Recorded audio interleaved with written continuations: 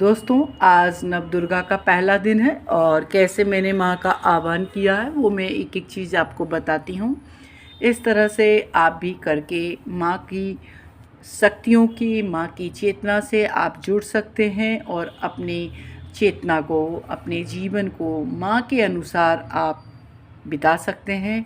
माँ के दिशा निर्देश के अनुसार आप चला सकते हैं। तो सबसे पहले मैंने ये जो कलश स्थापित किया, इसके नीचे मैंने अक्षत रखा।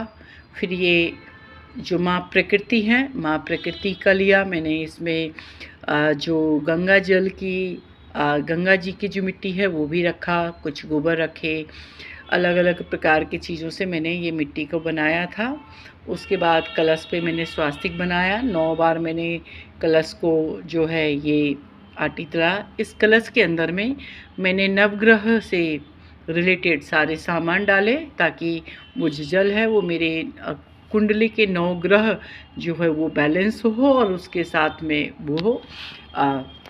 ये नारियल का मैंने जो दिशा रखा है वो भगवान की ओर मेरी बातें जो भी मैं मैनिफेस्ट करूँगी वो भगवान को पहुँचे, इसलिए मैंने जो इसका कोण है वो माँ की ओर रखा है और इसका बैक साइड जो है जहाँ से इसकी उत्पत्ति हुई है वो मैंने मेरी उस साइड रखा है। ये मैंने मेरा कल्प वृक्ष रखा है, क्योंकि मैनिफेस्टेशन के लिए आप अपने कल्प वृक्ष के नीचे बैठकर मेडिटेट करेंगे तो आप अपनी सारी जो इच्छाएं हैं वो आपकी पूरी होगी।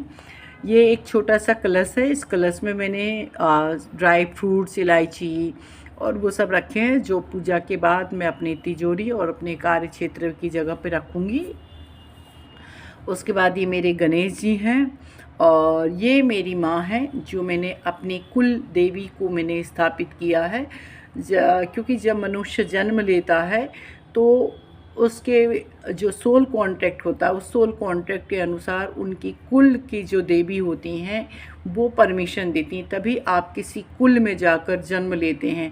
इसलिए मैंने इस बार जो मुझे मेरी कुल देवी ने, पहली बार मैं ये ऐसा कर रही हूँ, तो मेरी कुल देवी ने मुझे ऐसा पूजा करने के लिए बोला है, तो मैं अपनी कुल देवी को स्थापित की हूँ।